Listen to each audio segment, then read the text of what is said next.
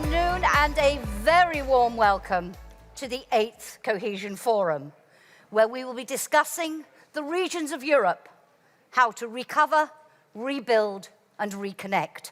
My name is Jackie Davis. I will have the privilege of moderating our plenary sessions over the next 2 days, and it is fantastic to see so many of you here. I can't believe I'm saying this still, here in the room with us. Wonderful to have you with us, and also great to have so many of you joining us online. You are all very welcome. Couple of points of housekeeping just before we get underway. There is simultaneous interpretation in English on channel 1, French on 2, German on 3, Italian on 4, Spanish on 5, and Polish on 6. And for those of you who, like me, have completely forgotten how these things work over the last 2 years, you pull the arms apart to start it, press the button in the middle for the channel, and turn it for the volume. For those of you online, you use the video player. The Twitter hashtag, and we do urge you to tweet about what you are hearing at this event. Let's get that cohesion policy message out. The hashtag is very simply Cohesion Forum. I will tell you more about the program and how to get involved in the discussion later. But to get proceedings formally underway, we have with us not one, ladies and gentlemen, commissioner, but two. We have Elisa Ferreira, European Commissioner for Cohesion and Reforms, and Nicolas Schmit, who is European Commissioner for Jobs and Social Rights, to formally open the proceedings and to set the context for the discussions we're going to be having this afternoon and tomorrow. Commissioner Ferreira, thank you for having us here. Thank you for organizing this event, and over to you.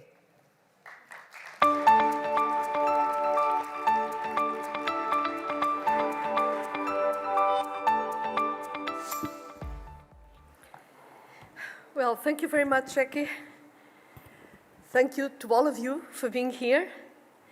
Special word to my colleague, Commissioner Nicolas Schmit, and a special word to all that will participate in this 2 days event. Welcome, welcome, welcome to this 8th Cohesion Forum. It is such a pleasure, and I repeat what you have just said, to see so many of you in person. But I also warmly welcome all those who are joining this event remotely. This hybrid method means that we have more participants than ever before. We have 600 people physically, and more than double that, about 1,400 connected remotely. Your presence in such great numbers encourages me greatly, because the days are dark. I did not think that we would see war again here in Europe, yet here we are. Let this serve as a reminder that of what we have built over the last decades. And what we have built is absolutely precious, but it is also fragile, and it is incomplete.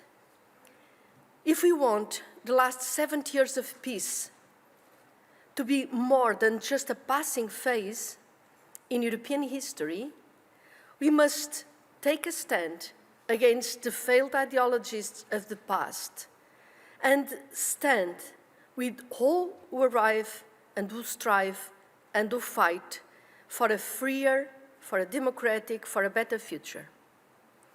As you know, we are doing all we can to support the Ukrainian people, to meet the humanitarian needs, and to counter Russia's aggression with sanctions.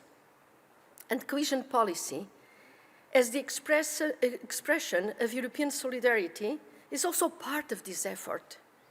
We have suspended cross-border programs with Russia and Belarus, and we will reinforce those with Ukraine. Through the new CARE initiative, and CARE stands for Cohesion Action for Refugees in Europe, we will support member states and regions who host and welcome refugees. Well, dear colleagues, we are gathered here today to discuss what we must do to build a more cohesive Europe. Because every aspect of cohesion, the principles of cohesion, the policy of cohesion, the methods of cohesion, cohesion in all its forms, is a central pillar of European integration. And we are here for developing and strengthening this pillar. A proper reflection starts by asking the right questions. So let me set the scene by debunking 3 myths about cohesion policy and laying out 3 challenges ahead for which we seek your input, knowledge, and advice. Let's go first for the addressing of these 3 myths that are shared, in public opinion very often, too often, I would say. And myth number 1 is cohesion policy has little impact on growth. This is just not true. The 8th Cohesion Report estimates that GDP per capita in less developed regions will be up to 5% higher in 2023, thanks to the cohesion policy investments of the last 7 years, just taking that into account. The report also notes the key role of cohesion policy in sustaining public investment. Indeed, this role is growing or has grown over time. In cohesion countries, cohesion policy funding was the equivalent of 1/3 of total public investment in the period of 2007-2013. This increased to 52%, so just over a half of total public investment in 2014-2020, when local and regional public investment was cut after the financial crisis. And in fact, cohesion policy offset this, acting as what I would call a kind of automatic stabilizer, keeping the economy and keeping jobs and keeping business alive. And cohesion investments add up over time. The 10 countries that joined the EU in 2004 had, at that time, an average income per head of just 59% of the European average. In 2019, that average had risen to 77%. So in 15 years, you have a massive progress in terms of convergence. In other words, the gap during this period was almost halved. The World Bank has called this Europe's convergence machine. Driven by the strong motor of cohesion policy, this machine works, and we must keep improving it. Another myth, a second myth, is that cohesion policy is just for poor countries, poor investments justified only by solidarity. Let's be clear. We are, of course, proud of our key role in European solidarity, and the importance of solidarity cannot be overstated in any project based on interdependence between these members. But cohesion policy is not just a policy for redistribution. It is basically a policy for convergent growth, for shared opportunities, for shared prosperity. Also, all countries benefit financially, whether directly or indirectly. Of course, we don't have the counterfactual of imagining what Europe would be like without cohesion policy. This is difficult to estimate, but it's worth thinking about it. But despite our focus on the least developed regions that, of course, we have, despite our key role of reducing inequalities, studies also show that 30 to 40% of our investments spill over to more developed economies and countries through exports of goods and services. Moreover, every euro invested in cohesion policy generated 3 euros of extra GDP 15 years after the programs ended. So this is quite an interesting rate of return. I think a lot of us would have enjoyed to have this in our private businesses. But there are political benefits too, because no community worthy of the name lives or should live some of its members behind. And in the modern economy, you can find the left behind, nevertheless, in almost every member state. And the geography of discontent is a challenge for all of us. It is a serious risk for our democracies, and cohesion policy is in fact addressing it. In fact, for many Europeans, cohesion is the only policy they have ever heard of. In a Eurobarometer survey conducted last year, among the 10 key European policies, cohesion policy is the second only to Erasmus in terms of name recognition. So cohesion policy is good economics, it's good politics, it's good society, it's good democracy, and a good investment for Europe. The third myth is that cohesion policy is outdated. We heard it, didn't you? I heard it very often. The relic of a bygone age to be replaced by more modern policies. Well, I have news, because cohesion policy is one of the most modern policies, because we have evolved. We have evolved through time. Basic infrastructure and roads are no longer the focus or the core of the policy nowadays. I make no apologies for these investments. They were necessary, and they are still necessary in a lot of regions and in a lot of countries. In those places where they don't exist, of course. But since 2007, in particular since then, cohesion policy took a strategic turn, shifting to other priority areas, such as innovation. For the 2021 programs, we have a binding minimum level set out in the regulations for green, digital, and innovative investments, ranging from 55% of the total investment to 85%, as you all know, depending on the level of development of the regions. This means an estimated 100 billion euros in green projects and an estimated 80 billion euros in innovation, broadband, and digitalization.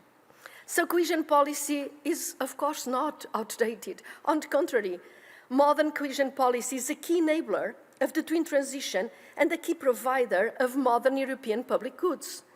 Moreover, cohesion policy proved its agility also in tracking the COVID crisis and the emergencies. In 2020, in just 3 weeks, we adopted, with a lot of solidarity from the European Parliament, from the Council, so from all the prime ministers in Europe, but in fact, we managed in 3 weeks. We adopted the Coronavirus Response Investment Initiative, the CRI1 and CRI+, which eventually mobilized 23 billion euros of emergency support. Just weeks after the crisis started, we in Cohesion became Europe's first responder. And then again, with REACT-EU, we were the first among the next generation European Union funds to deliver on the ground. And today, once again, we are putting on our firefighters' helmet with the Cohesion's Action for Refugees in Europe. We called it CARE. So, cohesion policy is not old, outdated, or rigid, of course not. We are constantly evolving and adapting to the challenges of the modern world. And now I see 3 key challenges ahead. Let this be a focus for our exchanges today and tomorrow, and the following working days that we have to work through in this permanent dialogue. And these 3 challenges, I would concentrate on the following ones. The first challenge, mind the gaps and tackle the traps. What do I mean by this? Our policy has always been about narrowing the development gaps from infrastructure to innovation. But reading the 8th Cohesion Report, I am reminded that old gaps and old divides are taking a new turn. And in some cases, they are becoming development traps. For example, the urban and rural divide. We are observing a tendency for growth to concentrate in bigger cities and capital regions, and this generates congestion in capitals and brain drain in the other regions, to the detriment of the whole system. Then there is another trap, and this is the middle income trap. While leading regions continue to advance, other regions experience a kind of glass ceiling of convergence, whereas where they go so far, but they don't go further. This middle income trap is already observed in southern and southwestern Europe, for instance. The middle income trap is often linked to problems with innovation or to problems with the institutional quality, the quality of our institutions. It is often associated with capacity to decide at the right level, or the capacity and the quality of the public administrations. But the range of bottlenecks will likely broaden as we move to a greener and digital economy, and this has got to be addressed by us. So we must take a much wider view of development gaps and tackle them before they become, in fact, development traps. We must invest in innovation networks, in institutions and in governance, and in every element of preparedness for the green and digital economy. I sincerely welcome your views and inputs in all these fields. Second challenge, don't forget the basics. Even when we tackle new gaps and traps, we must remember that the cohesion method works. It has been tried, it has been tested and successful for years, and while our thematic focus may have changed and will go on changing from a dynamic perspective over the years, the key to our success remains the same: two basic ingredients. The first one is territorial development strategies, and the second is broad partnership. So we must build our work upon solid strategies developed at the right territorial scale. And I repeat this concept, right territorial scale, for a development strategy to make sense and to be feasible. Tailored to the needs, assets, and strengths of each region. And we must work with all partners. A development strategy will only work if it is designed, implemented, and co-owned with regional and with local stakeholders. But at the same time, many of the new challenges require institutional changes, which can only be achieved by multi-level governance, cooperation between the different administrative levels. We also need to keep things as simple as possible. Despite 75 measures of simplification in the new period that we have introduced in the legislation, we know that the framework is still very heavy. Managing authorities and beneficiaries find it difficult to comply with. We need to continue in the direction of making our policy user-friendly. Your experiences, your practical suggestions would be most valuable. And a third challenge. The third challenge is that we need more allies. Cohesion cannot work alone. We cannot remain isolated from the wider policy toolbox. And we cannot be limited to compensating the imbalances provoked by other policies. For far too long, horizontal policy instruments have turned a blind eye to their spatial impacts, and this cannot continue. Other structural policies designed at European and national level must open their eyes to their regional and local impacts. Key policies at all levels must follow, must have a kind of a regional proof.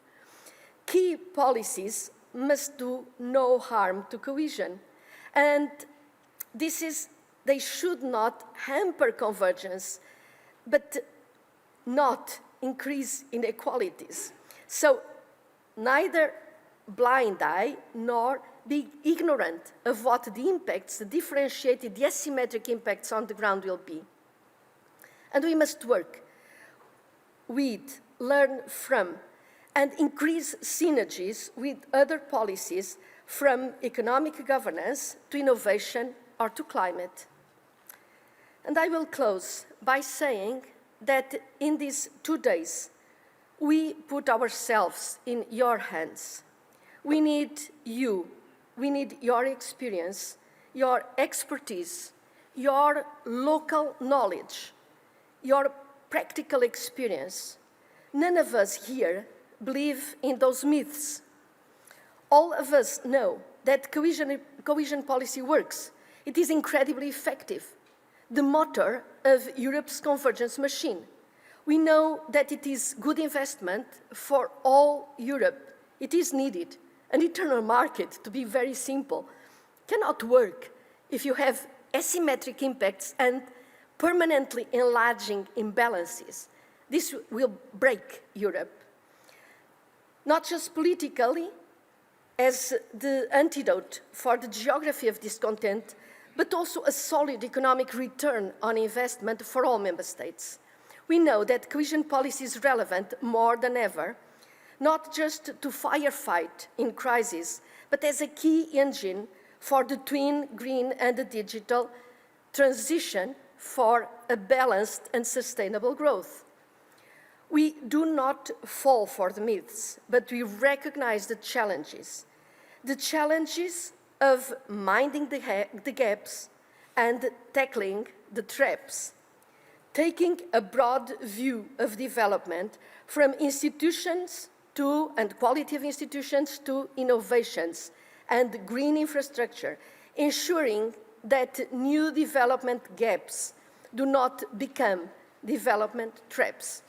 The challenge, not to forget the basics, to stay true to the key features of our success. And these are solid local development with a strong and broad partnership. The challenge to get others involved, regional proofing, so that key policies are not blind to their spatial impacts. Dear colleagues, our convergence machine has done a fine job, I think, over the last decades. But the coming years will require us to power up, to fine-tune the engine, and to go into overdrive. The strength, the soundness, and success of our union depend on it. I look forward to our discussions, and thank you very much for your participation. Ferreira, thank you so much. Outlining there just how important this policy is, those key achievements, but also those key challenges. And we will come back on minding the gaps and tackling the traps. We will come back on what not forgetting the basics means. And we will come back on that point of working with others and do no harm. All issues we're going to delve into. It's now my great pleasure to give the floor to Nicholas Schmit, European Commissioner for Jobs and Social Rights. Commissioner, great to have you with us, sir, and over to you.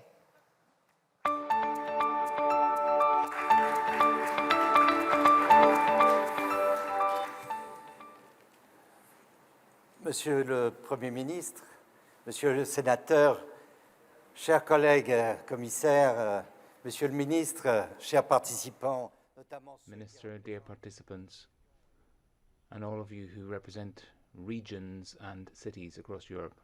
It's a pleasure to participate with you in this 8th Cohesion Forum. It's a pleasure, it's a privilege to do that.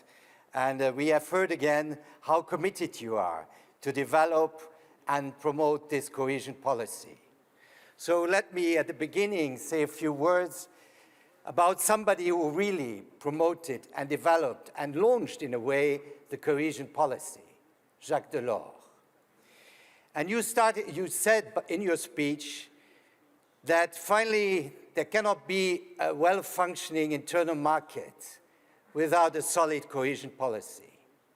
And that was a very strong belief of Jacques Delors, and he defended very strongly, also in the context of the negotiation of the Maastricht Treaty, this idea that to have a drive for our growth, the internal market, we need also this solidarity inside the Union.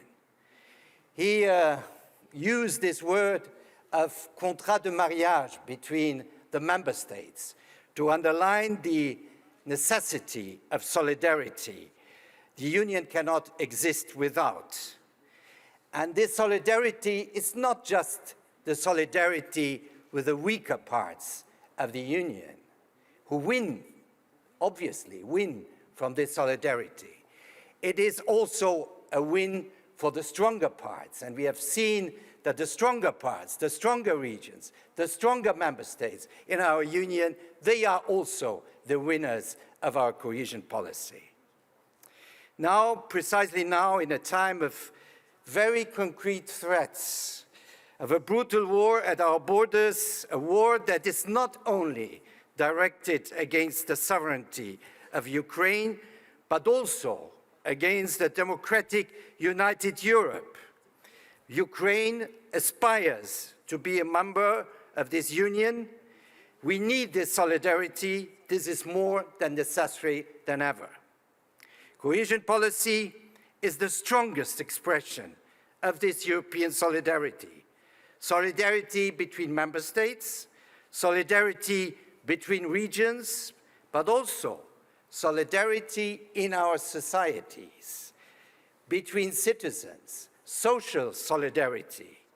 And therefore, through our active social policies, we share the same aim, and the idea is we should leave nobody behind.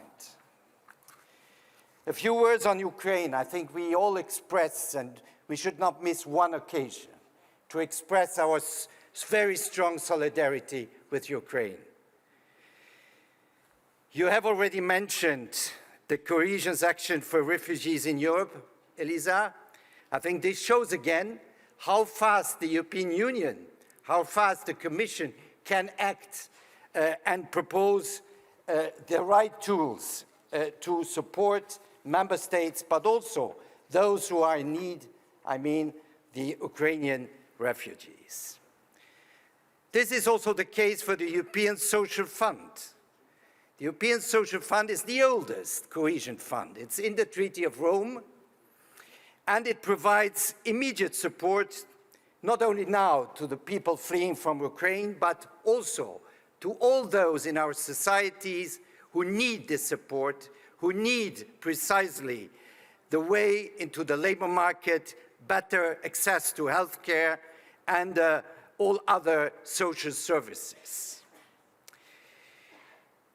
The European Social Fund is the EU's main instrument to invest in people, and we know now how important skills are in our society characterized by a very rapid technological change. And therefore, investing in people, investing in their skills, upskilling, reskilling is one of our major priorities. And just to say a word on care, here also, we want really to help the people coming from Ukraine, the refugees, a large majority of women, to enter the labor market, because they express this desire to be part of our society, to work, to find a job. But we know that to have better opportunities to do so, we have to support them, we have to invest in their skills, we have to give them also the opportunity to use their competences, to recognize, to see their competences recognized. So member states and the European Parliament now have expressed their broad support for this proposal called CARE. And for example, social and employment ministers last Monday expressed their very firm support for this instrument. And I was very much impressed by the discussion we had on Monday, by all the initiatives already taken in member states to allow the refugees to enter the labor market, to support them, but also to take care of their children. I think we have a very high responsibility to help these millions of children coming to the European Union, to offer them not just childcare, but also good education in order not to produce a lost Ukrainian generation. Whilst the Ukrainian crisis occupies our minds, and rightly so, we must not lose sight of the broader employment and social issues in a period of profound transformation. These are of high importance for Europeans, and the recent Eurobarometer survey showed that Europeans are worried about social inequalities, unemployment, and obviously environmental issues and climate change. This is a clear call to action at EU and national level. But this is also, and you explained it very well, Elisa, this is a very clear call for more and better and stronger cohesion policy, because cohesion policy precisely responds to these concerns and to these expectations expressed by a majority of Europeans. The European Pillar of Social Rights marks, obviously, a very strong moment in this development. Proclaimed 5 years ago, the Pillar provides a compass for a more social Europe, for a more social societies, responding to what the treaty says about a social market economy. And we had, during the last years, a bit forgotten that it is not just about a market economy, it's about a social market economy. The commitment of European leaders, the European institutions and the social partners and civil society made at the Porto Social Summit last year in May marks an important milestone. Leaders welcomed a new ambition for the pillar with 3 EU headline targets to be achieved by 2030. First, an employment rate of 78%. Behind this 78%, there is a lot to do. There is not just investing in skills, what I said already, but there is also to provide equality, non-discrimination on the labor market, especially equality between men and women. And this Commission is very much committed to this equality, and we adopted recently an important directive on wage transparency precisely to guarantee this equality. And last Monday, we adopted a directive which was quite an old one, presented 10 years ago, on the possibility or the equality of women in boards in companies. The second one is at least 60% of adults taking part in training every year. It's the importance of investing in people, investing in their skills in a changing technological environment, especially due to digitalization. But it's also lifting 15 million people out of poverty or social exclusion, out of which at least 5 million children. And here also cohesion policy has an extreme important role to play, because when we are talking about poverty, we know that we have in Europe pockets of poverty, of high levels of poverty, regions where poverty is particularly high. And we have to give these regions also the potential to develop and the potential to reduce poverty.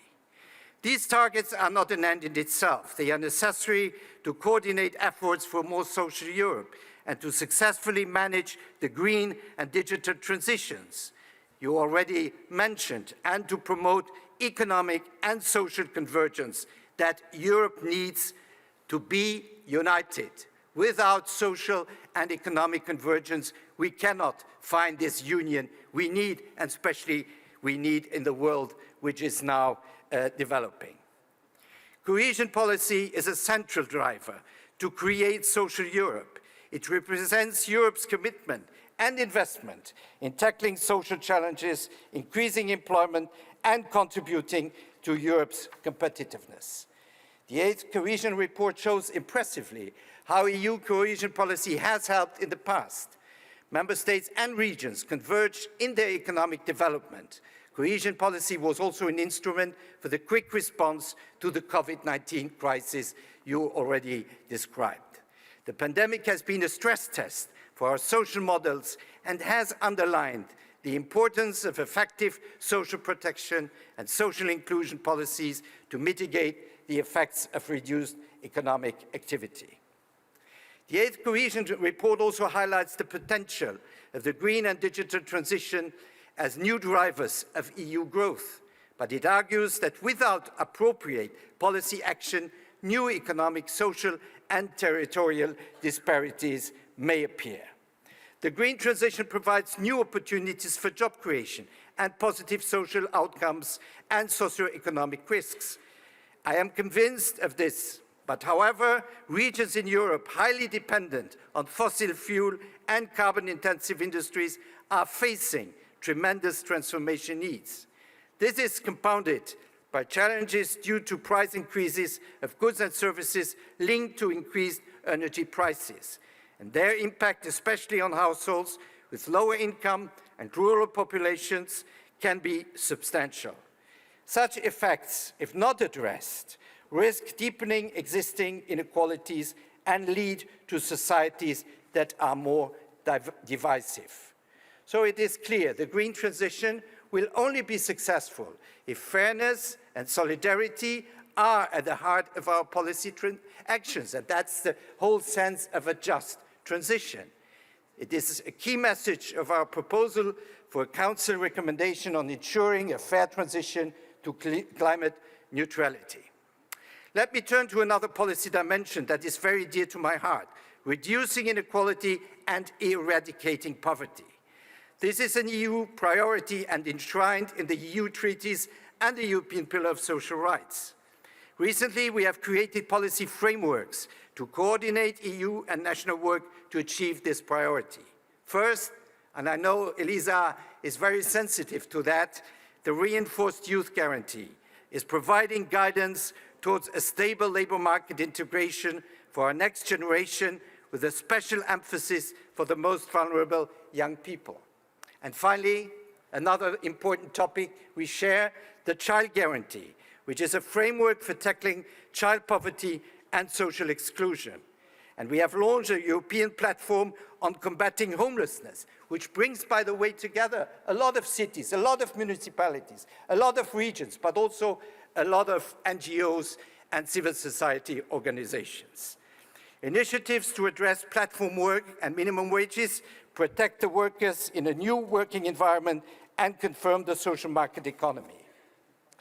This year, we will present the new European care strategy to support men and women in finding the best care and life balance, but also to provide those who are working in the care sector with decent working conditions and fair pay, because we should not forget that in the care sector, a large majority are women.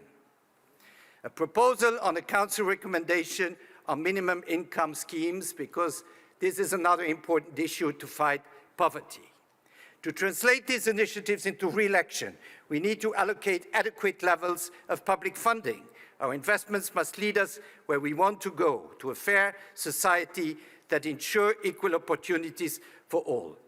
The ESF Plus will continue to be the key instrument in support to people. It will provide them with the right skills for a changing labor market. It will continue paying special attention to the labor market inclusion of people furthest away from the labor market. It will continue to help young people find their way to the job market, including the needs, those who are 14% in the European Union and who risk to be the permanent forgotten or lost generation.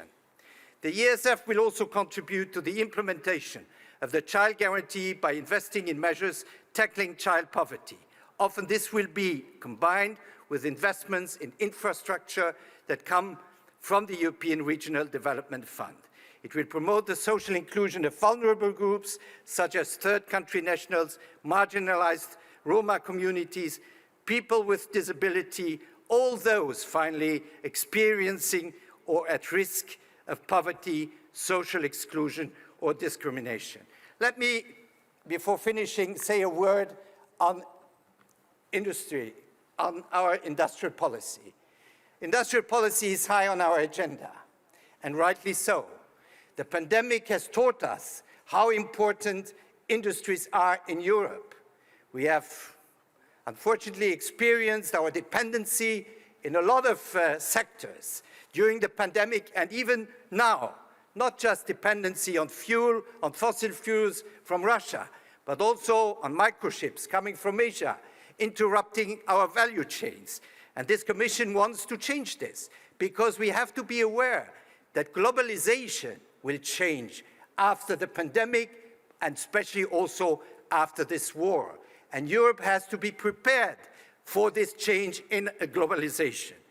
And to be successful with our redevelopment of a strong industry in Europe, especially in those areas. And Monsieur le Président de la Région Wallonne, you know what it means. You know what it means. Those regions who have lost their industrial substance, how difficult it is for people to bring them back into jobs and create new jobs. This is our mission now, especially also linked to the transitions.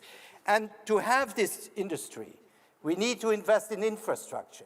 We need to invest in connectivity, to precisely to close these gaps between regions and to give new opportunities. But we need, above all, also to invest in people, in their skills, in their knowledge, in their innovation capacity. That's what cohesion policy is also about. Thank you. Thank you very much indeed, Commissioner Schmit. Ladies and gentlemen, and that passionate evocation of why cohesion policy matters, why solidarity matters more than ever. You raise challenges, you raise questions about addressing people's concerns. We will come back to all of them. But it's now my great pleasure for a keynote speech to continue and build on the inspiration we have already had.